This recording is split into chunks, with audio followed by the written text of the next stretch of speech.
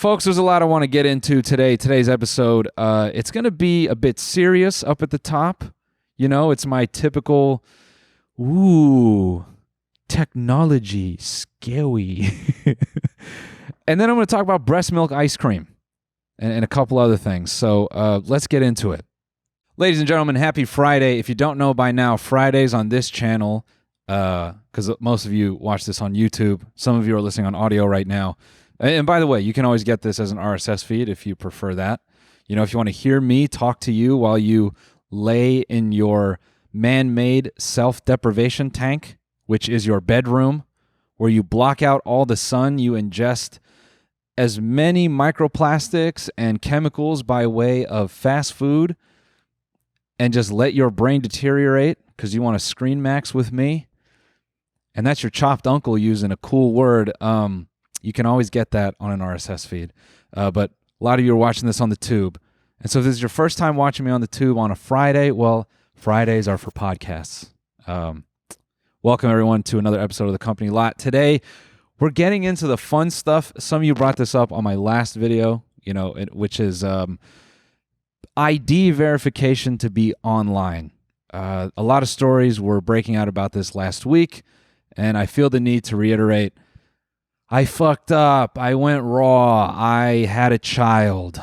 So my schedule is a bit delayed because your boy nutted. And I know that's not a nice way to put it, but that is reality.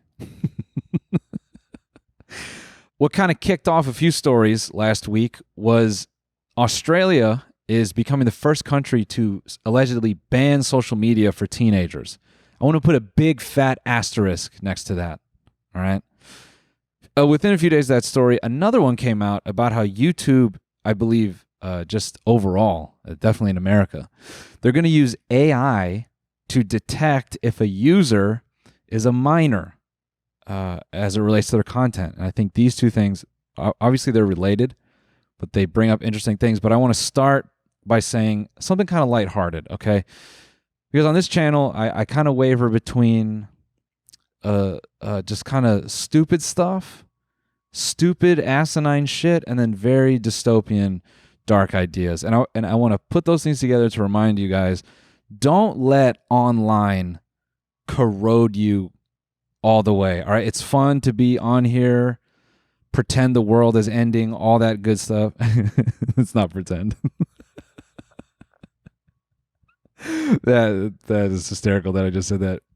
I think what I mean by that is that, I think we all have a little perversion for dystopia. I know I do, okay? But I want to tamp down some of that feeling and give you a personal story to give you a little bit of humor and to show you why you can't let online corrode your mind all the way. So the other day I went to go pick up a breakfast burrito because that's all we eat in Los Angeles. There's only one thing that people eat in Los Angeles. It's a breakfast burrito, and then we pull out our Ozempic out of our velvet hard case. It's velvet on the interior. It's a nice mahogany on the outside. You think I'm pulling out a cigar. It's actually my Ozempic needle for the day. And actually what they're rolling out in Los Angeles are custom Ozempic loaders. It's kind of like when rappers had the designer dust-off, the bejeweled dust-off devices.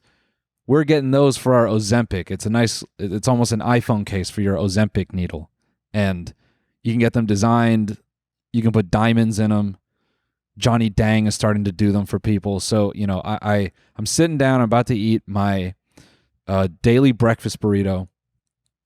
I pull out my Ozempic needle and I pause because I see a guy. He's in all black, all right? Not in a fun New York fashion style of way. This is kind of your classic Columbine style all black.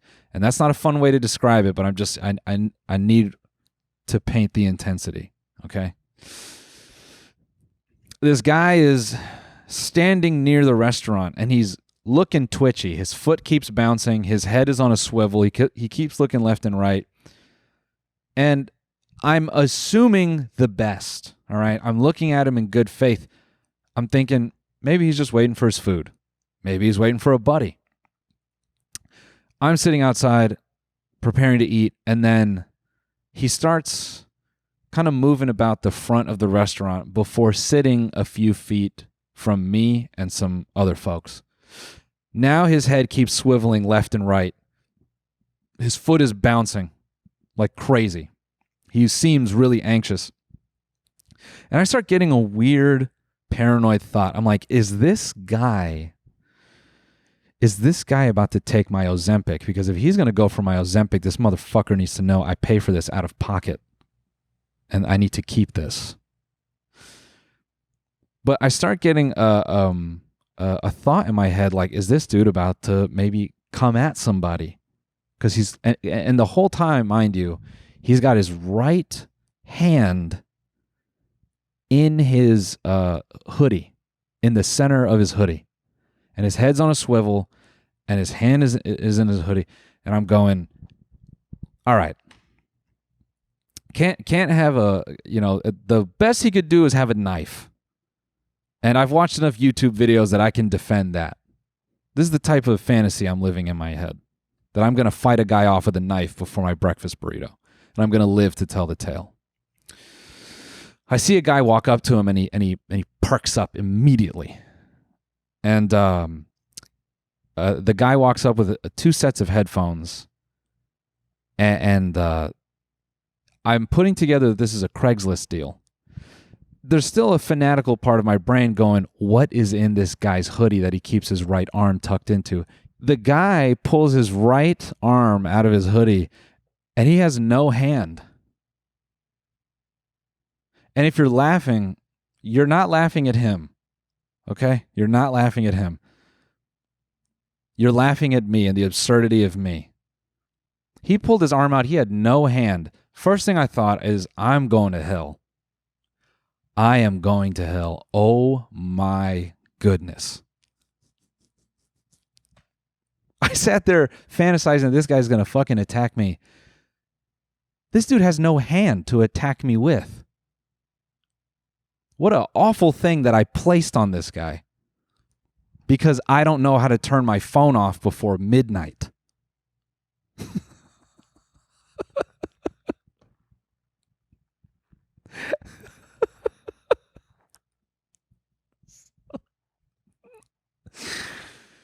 God bless that man. Shout out to him. If you ever see this brother, feel free to cuss me out in person. I'll probably see you around town again. I know we frequent the same spots. I'm happy to own it to your face, you know. Anyways, speaking of not letting online corrode you, fascinating thing going on. So Australia is taking the first step to ban social media. I know that's something that people kind of throw out there. And this story is kind of old. This one in particular, it came out late last year. So it's been going for a while. I put a big asterisk next to this because they put the responsibility on the corporations. You know, they put the responsibility on the tech companies like YouTube and, you know, TikTok to figure out what a user's age is. They have to take the precautions, which in theory, you know, we hear this all the time, you know, big bad government should be putting belt to ass, if I could borrow a phrase, putting the belt to the ass of the tech companies to take responsibility for the products that they're making. I think the reality of this is, if it's up to them, you know, corporations, they're like police. They're not really going to govern themselves super strict. You know, they're going to let themselves get away with murder. They have no incentive to, I guess, how do I say, they have no incentive to eliminate 70% of their users. Because that's the thing about social media platforms that's been the story forever. It is deregulated, just monetization with impunity, and you've got children on phones and the parents are not paying attention. go as far back as like kids making in-game, in-app purchases, bankrupting their parents, all that kind of stuff. So late last year, Australia takes this step, and they were considered the first country to do this. A more recent story about this cropped up again. I forget what exactly. It kind of is irrelevant in the sense that, bringing us to present day, this thing with YouTube trying to identify users who are too young, essentially, to be sort of roaming YouTube without guidance, tees up nicely with the UK, where there's a lot of stories about that, with like Spotify requiring ID, and hilariously, Discord. If you're someone that still goes outside and doesn't rely on chat rooms, and there's nothing wrong with Discord, but we know who's on Discord. We know a good 20% of Discord, right? It's people acting like dogs, trying to tee up some e-sex. Well, back in April, they implemented an age verification system in the UK and Australia because of these policies that both of these countries are rolling out, where they're putting more pressure on the corporations to basically look out for the most affected users on their platforms, if you want to describe it that way, because the kids are the ones that are most at risk.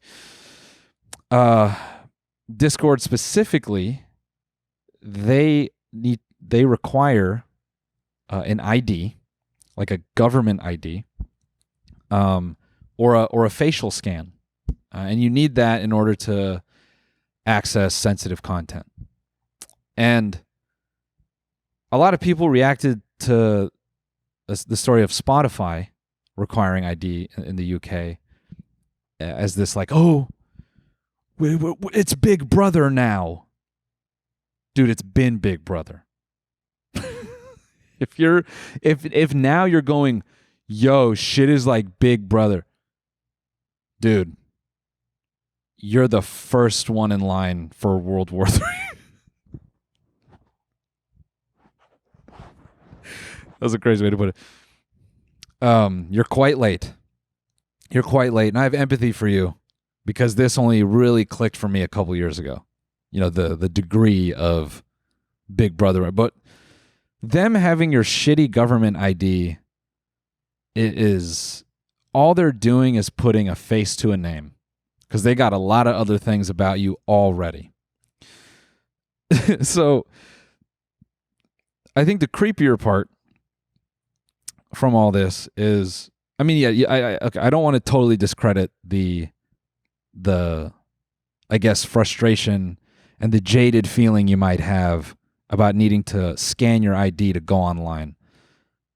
Obviously, that is just kind of an odd direction that we're going, where I think a lot of us view online as anonymous. You can kind of just tap in and out of the internet at your will, whenever you want, whatever. But the idea of needing to like hold up your driver's license before you watch a car crash on Instagram is crazy. Like you're at work and you see a guy die on your phone, and you're laughing at the way his body is doing 45 flips in the air, and you're like, I gotta show this to my coworker. And then you take your phone to your coworker and you tip the phone to him. You're like, dude, look at this shit. And then your phone goes, alert, unidentified user detected, age verification required. Your coworker's got to reach in his pocket and pull his ID out and hold up his real ID to your phone. And then you both can watch the car crash on Instagram and laugh about it.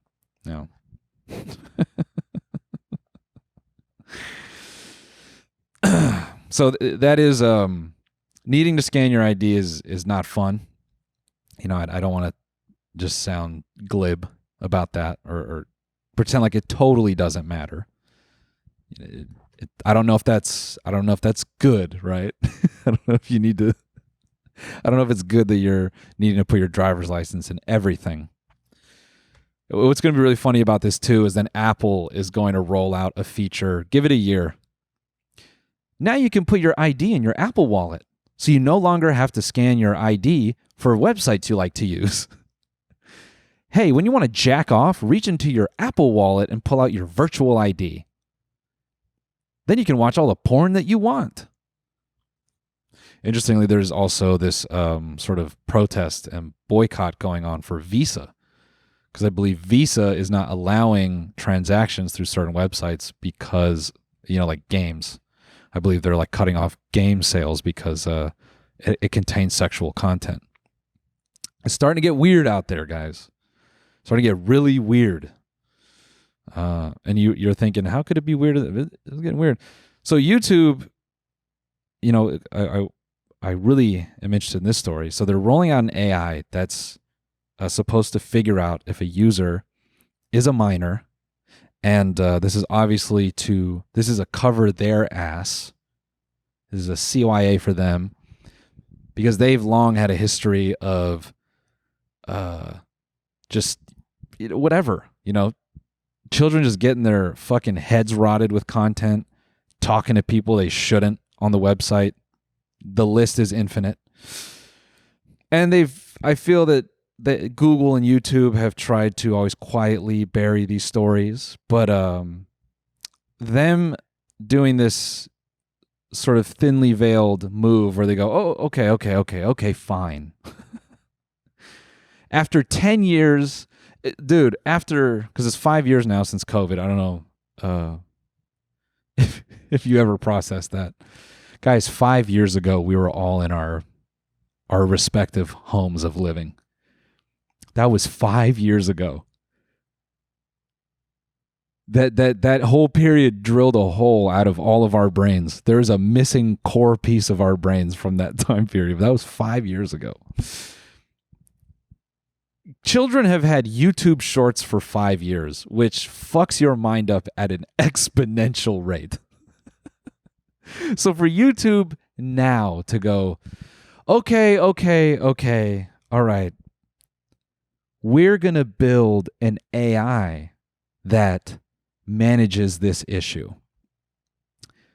Does that sound benevolent, or is it self-serving?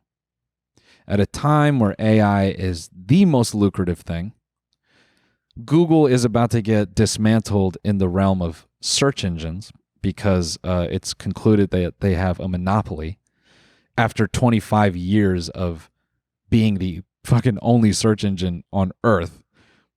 Now they're going to get, slapped on the wrist. Now they want to build an AI to manage if a user is a minor or not. And they're, I think the thing about this is, check out this stat. Sorry, my brain just went in 5 different ways. But check out this stat.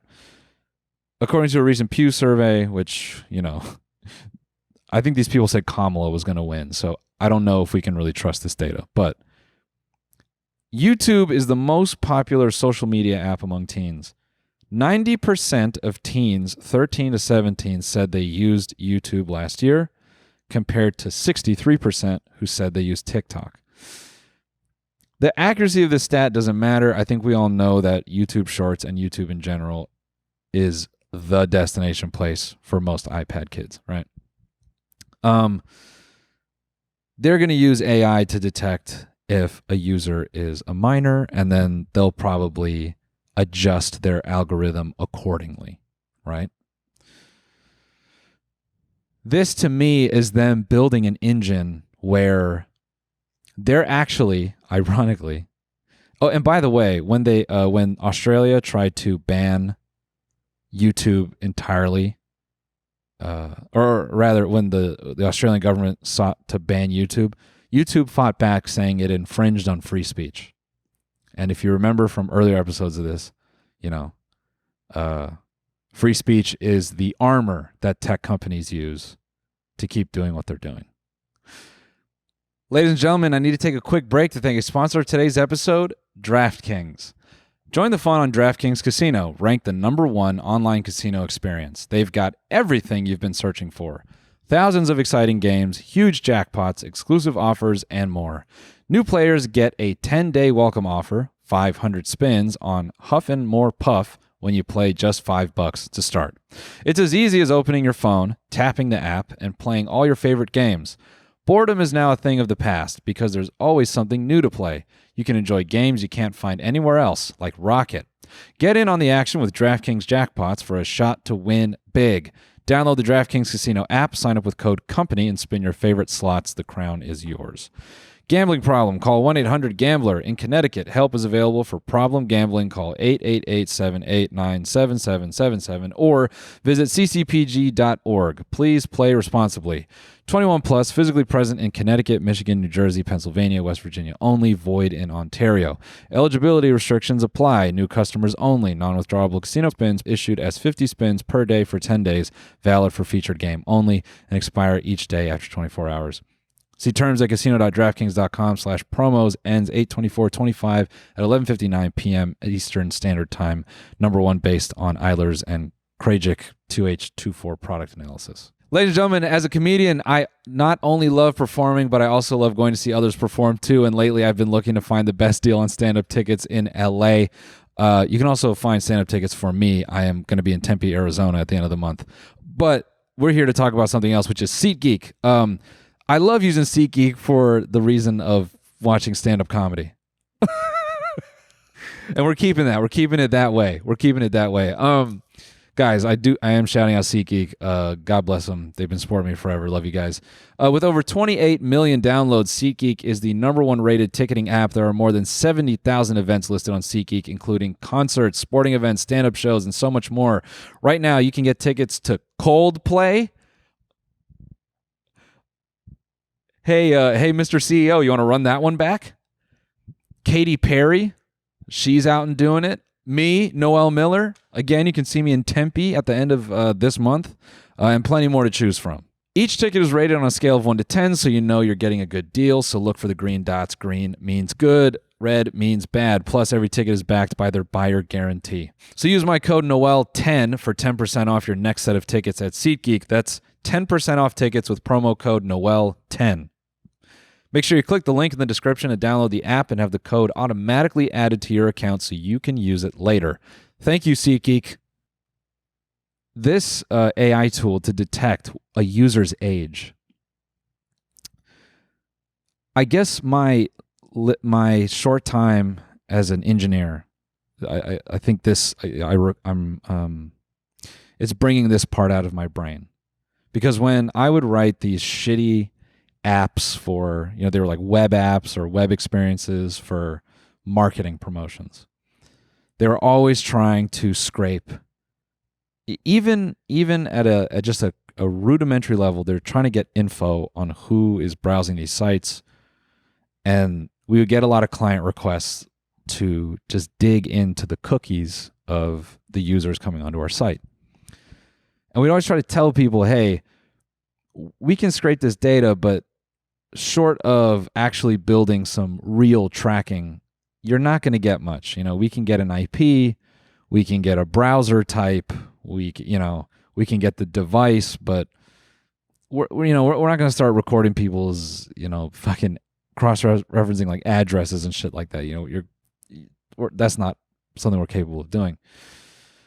But an AI that can detect a person's age, you have to wonder, how is it doing that? Like what? Obviously a user based on the content, that's one way to do it, right? Whatever they're watching.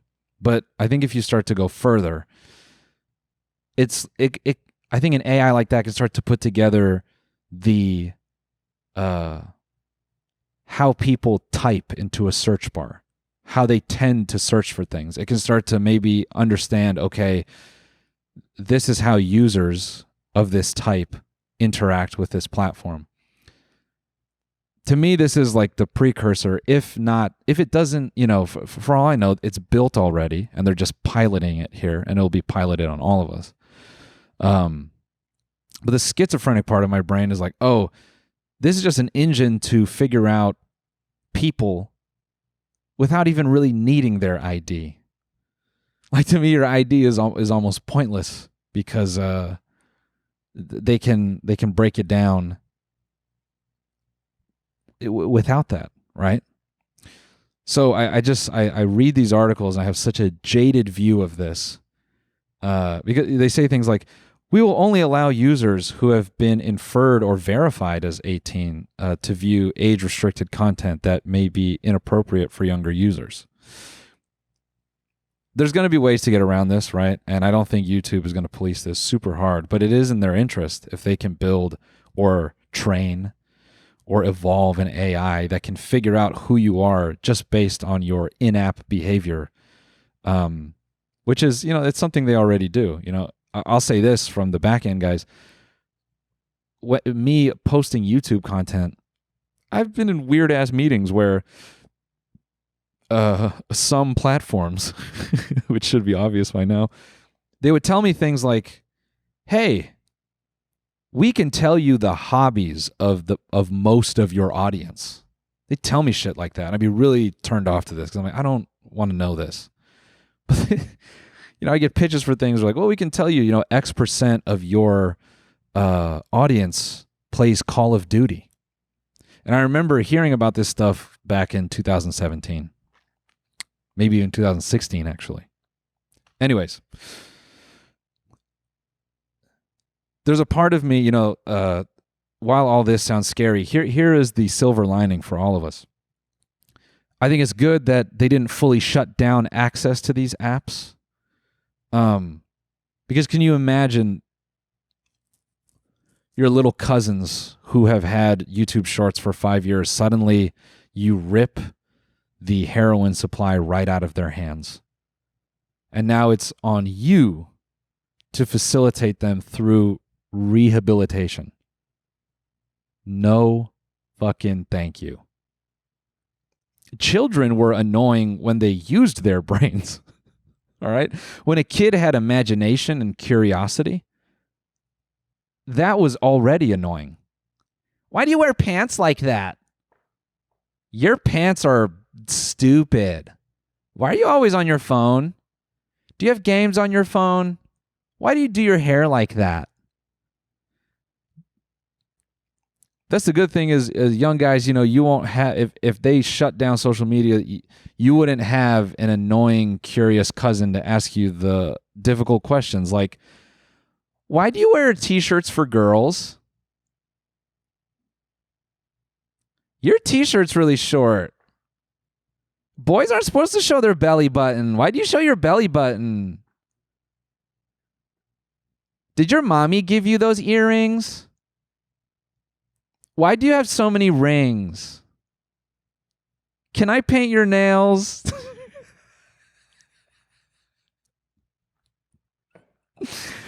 You just get to be androgynous you. Uninterrupted, right? But here's what you would get. They shut down social media, and now you got your yacked out 16-year-old little cousin. He's got the lead paint stare, and he's tweaking. He's seeing a screen, he's freaking out, licking the television, rubbing his hands on the gas station TV, screaming, Fortnite, Fortnite, Fortnite, Fortnite, Fortnite. Do they have Fortnite on the gas station TV? Chopped unk. Yo, you're my chopped unk. You're my chopped unk. And look, I know I'm chunk. I don't care, I mean, I care, but, I don't care. I'm chunk. It's fine. So even me personally, now that I have a child, my patience, my stamina, it's much less than what it used to be. So I'm thankful that I don't have to deal with my crackhead little nephew or cousin, because the types of men in my family, they're fucking way too late in life. Way too late. I think most of us have one of these family members. 57-year-old that just needs to keep fucking. And you're like, why do I have an uncle that's 4? Could you ever just stop using your dick? You boomer.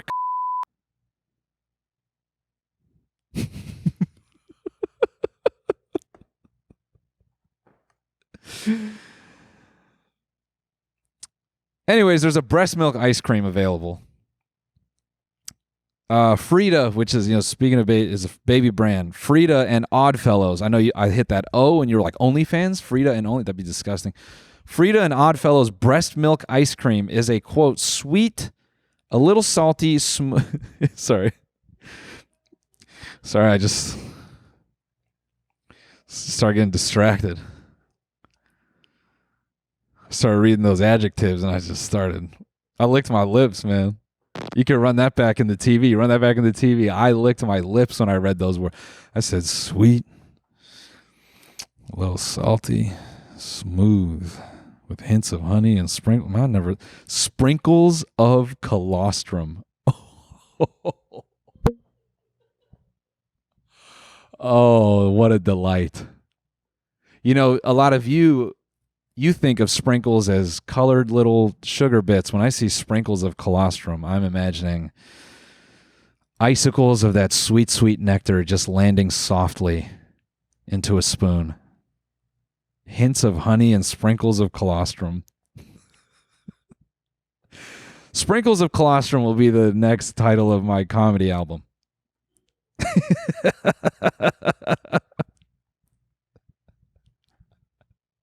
Sprinkles of Colostrum should be a band. Maybe even a song written by Alex G. I don't really listen to that guy's music. A couple of my boys, they love him. They're like, man, you got to bump Alex G. I said, all right, I'll give it a shot. I'll play some Alex G. And it feels good. It's good feeling music. I was yelled at as a child, so I'm uncomfortable when I'm happy. So when I hear Alex G, it's a very unsettling feeling to be at peace. I don't like it. Frankly, I'm the type of person where I could listen to two adults screaming with pots and pans hitting walls, and I would be totally content. I think my heart rate would go to an athletic pace of 60 beats per minute. But sprinkles of colostrum, I think, is how I would describe listening to Alex G. And this is something that is exciting to everyone that has a child. This breast milk ice cream features a distinct colostrum yellow tinge. Yum. Because it's good colostrum when it looks like boogers. When it looks like you're just about to get sick. That's good colostrum.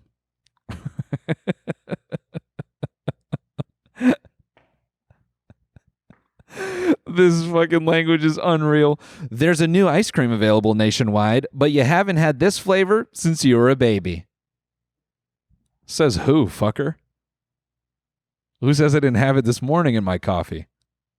You don't know.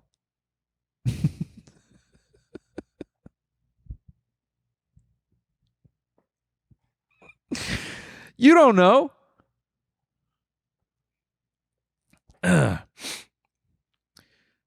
Frida, a parent product company, and Oddfellows, a small batch ice cream company based in New York, have partnered to release a limited number of breast milk flavored ice cream pints nationwide. Yes, you read that right.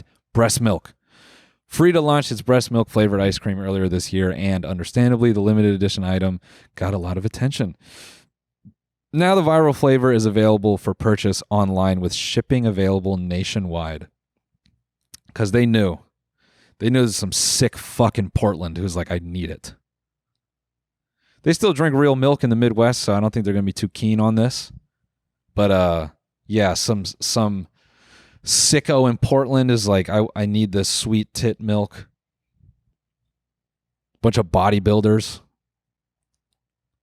Yeah, the vitamins and nutrients in colostrum is, when you're talking on a, per volume basis, what you get from colostrum, you'd probably need to eat 14 steaks to access. And you just don't get anything with that type of density, nutrient density per, milliliter anywhere else. It really calls into question all the food that we're eating. And, I really sometimes think if I could, I'd just keep my wife pregnant so she could keep producing, and I'd probably stop eating. I just suck on her tits after every session. Yeah. Was that a weird thing to say?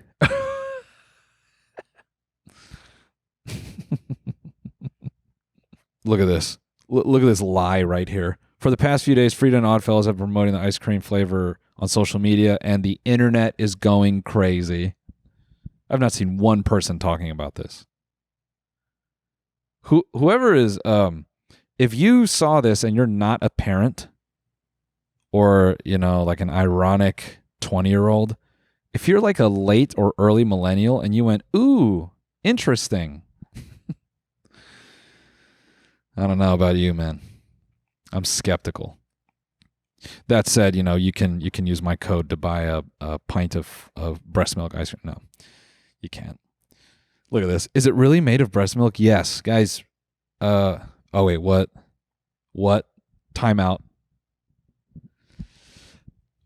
Now here's the best part. Now imagine you hear this or you see this article and you're one of these horned up freaks and you go, wow, I would love to have me just a little bit of cold breast milk on ice. I'd love to have me a scoop of breast milk. You're about to do your breast milk root beer float. You scooped it out and you're slamming it in a huge jug of A&W. Let me tell you something. The breast milk ice cream is not made of real human breast milk.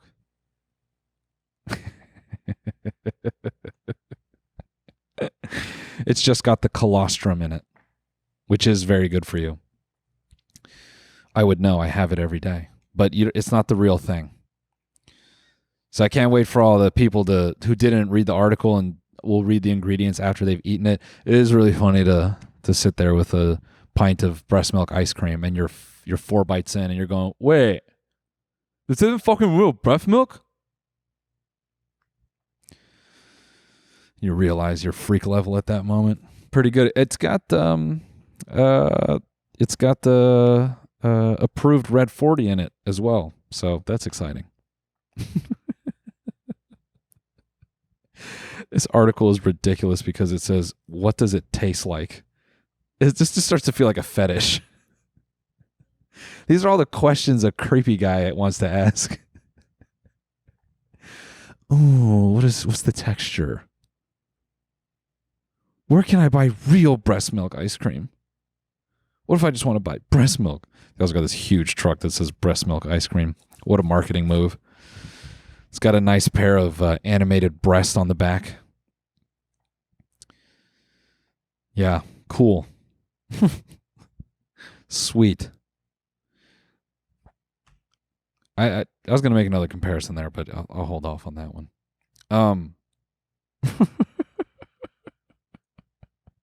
Guys, I want to take a final break to thank a sponsor of today's episode, Shopify. If you've shopped online, chances are you've bought from a business powered by Shopify. You know that purple Shop Pay button you see at checkout? The one that makes buying so incredibly easy. That's Shopify. And there's a reason so many businesses sell with it, because Shopify makes it incredibly easy to start and run your business. Shopify is the commerce platform behind 10% of all e-commerce in the U.S., from household names like Mattel and Gymshark to brands just getting started. Shopify gives you that leg up from day one with hundreds of beautiful, ready-to-go templates to express your brand style. Tackle all those important tasks in one place, from inventory to payments to analytics and more. Spread your brand's word with built-in marketing and email tools to find and keep new customers. And did I mention that iconic purple Shop Pay button? It's used by millions of businesses around the world. It's why Shopify has the best converting checkout on the planet. Your customers already love it. If you want to see less carts being abandoned, it's time for you to head over to Shopify. Sign up for your $1 per month trial and start selling today at shopify.com/companylot. Go to shopify.com/companylot. Shopify.com/companylot. On the subject of being intense, I'm going to lighten things up by saying I will be in Tempe, Arizona at the end of the month. Back on tour. I'll be finishing out my last tour leg this year. So yeah, come see me, beautiful people of Arizona. I would love to see you at the Tempe Improv. Anyways, let me continue. Speaking of milked animals, Denmark Zoo is asking for people to donate pets to feed to predators. So if you've been looking to put your dog down, Europe's cheap right now, guys. Europe's cheap. It's the summer, but tourism is down. And as much as the world hates us, no one buys like an American. All right? No one is going to buy like an American. Only Americans would be so ecstatic to recycle their pets into the, into the mouth of another. Any American would gladly pay to participate in the circle of life. By the way, speaking of zoos, I went to a zoo this weekend, and I'm pretty late to this party, but I didn't go to zoos really growing up. I think I went once. Once, yeah. I've been to a sanctuary in Australia in my adult years, but I've not been to a zoo. The LA Zoo is, wow. To me, that was like going into. I think there are princes in Dubai with better setups for animals than what they got at the LA Zoo. That shit is depressing, man. They got like 70 flamingos on a pallet. Just a pallet of water and 70 flamingos. Anytime I've seen a flamingo, you can't really reach out to it. But here, you could take a few if you felt like it. It was so fucking hot, and so many of the prison cells that these animals were in, they're all in solitary. I think relative to each of their respective like size and species, they're all in solitary confinement, 100%. And none of the animals were out. It was too fucking hot. But anyway, this Denmark Zoo, they're asking the public to donate their pets. They want chickens, rabbits, and guinea pigs.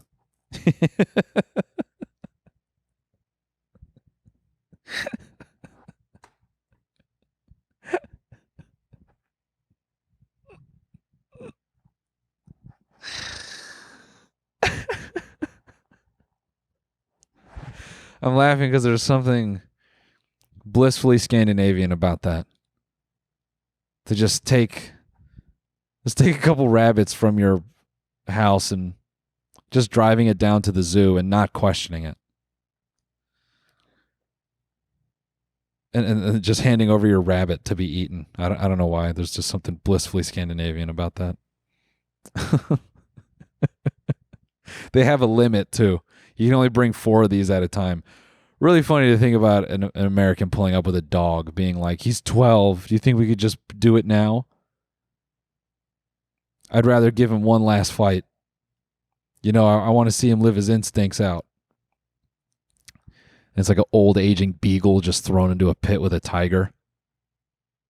It just gets thrashed in 30 seconds.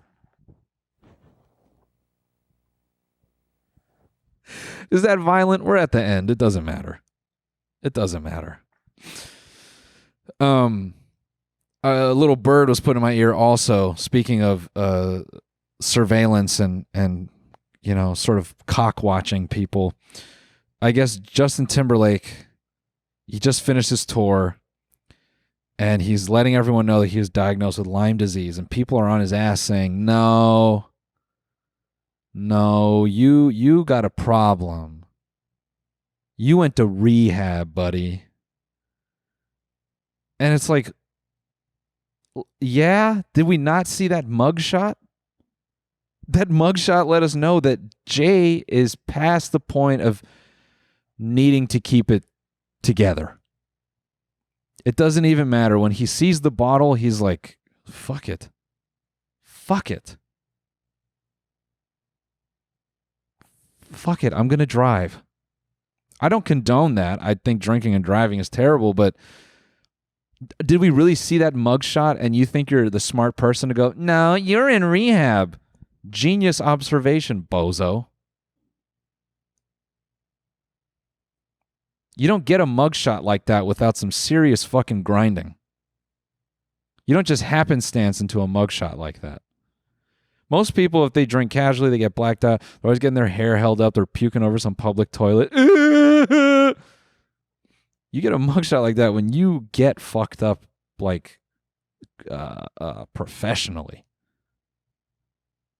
You know what I'm saying? It would honestly make me feel a little bit better if JT was like on a little bit of substance, because seeing the way he danced in these recent years, like I would prefer it if he was on a little something, because it would just make me feel better about that performance I had seen. Because, my recollections of Justin are so powerful. His hips working, his shoulders working. He could dance, and that's how I like to remember him. And seeing him kind of stiff up there and looking a little bit like your 10-year-old cousin, that's like, check out what I just learned.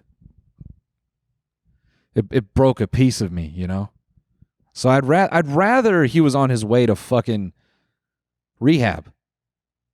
I'd rather live in the world where JT has an arena of people and everyone's like, Justin, it's your big comeback tour. And he's like, fucking yeah, it is. And he's stumbling out to the stage and they're going, oh no, can he sing tonight? And he goes, fucking watch for me. I like that. I like that reality.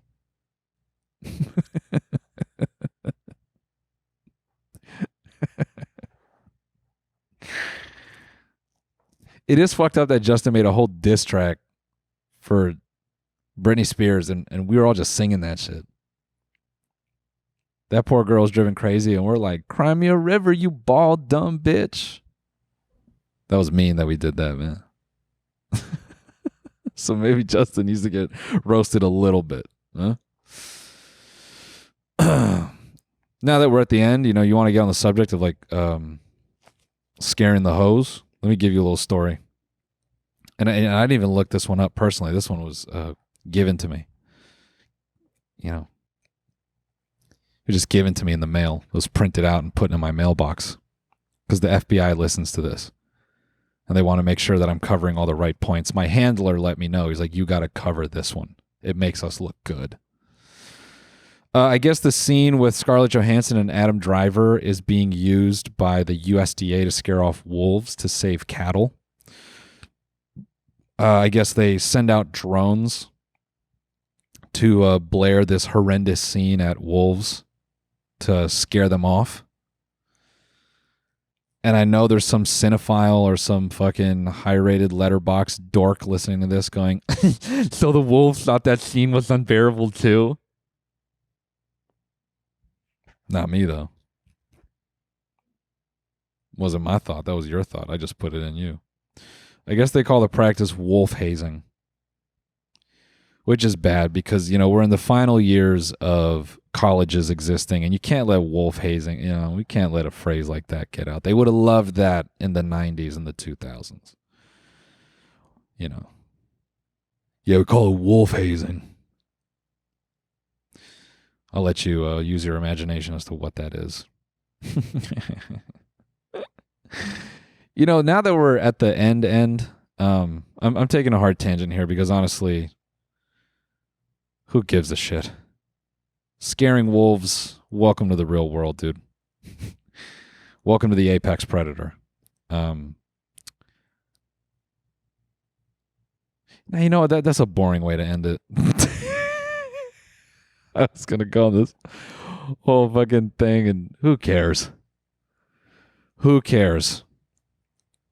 We're at the end. I always like to put a little Easter egg here because you guys are the committeds. You're the real ones. You're the real friends. Okay, so I just bought another round of books, and I'm genuinely worried I'm like destroying my humor.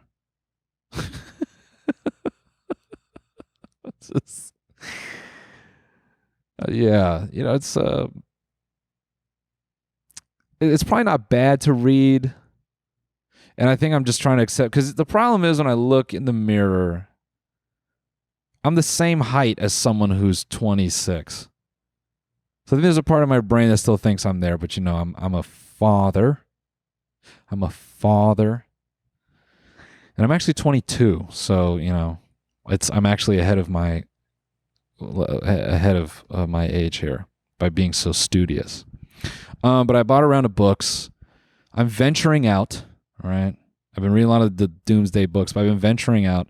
I have been reading some fiction, which it's fun. But then I had this moment where I was reading this fiction. I'm like, what the fuck am I doing? I don't know. I felt like I was like, I felt like it's like standing in the kitchen reading this like fantasy novel. I'm like, what the hell am I doing? Reading about a buff knight. But what am I doing? It felt so ridiculous. Yeah. I think it's probably all right if I read fiction because I'm probably gonna be reading a lot of fiction with the boy, with my son, with son. For those wondering, I'm reading the most popular fiction writer, for dudes. The one and only Big Brandon S. Big Brandon S. We'll end it on this because speaking of endings, I just rewatched Gattaca, and I started watching it immediately. I was thinking, oh man, I bet incels like this movie. And I wound up just briefly browsing some incel forums, and there's a lot of dudes being like, Gattaca's based. I didn't appreciate this in high school. And it snapped me into these memories. First of all, I watched it in high school, and it's really funny for a high school teacher to go, let's do a film about selecting the perfect genes and being perfect, knowing that there is one kid built that way in the class. Type of fucking message are you reinforcing? But also the way Jude Law burned himself alive. I have nostalgic memories of that scene. I genuinely remember being like 8 and 9 years old, seeing that scene on television because that movie would just be on, at least on our TV. And I remember the first time I put together what he was doing, and I liked it. I was 9 years old watching Jude Law burn himself alive, and I'm sitting there with a smile like, yeah, that's cool. I like what he's doing. I want to be in there. I want to be in there burning alive personally.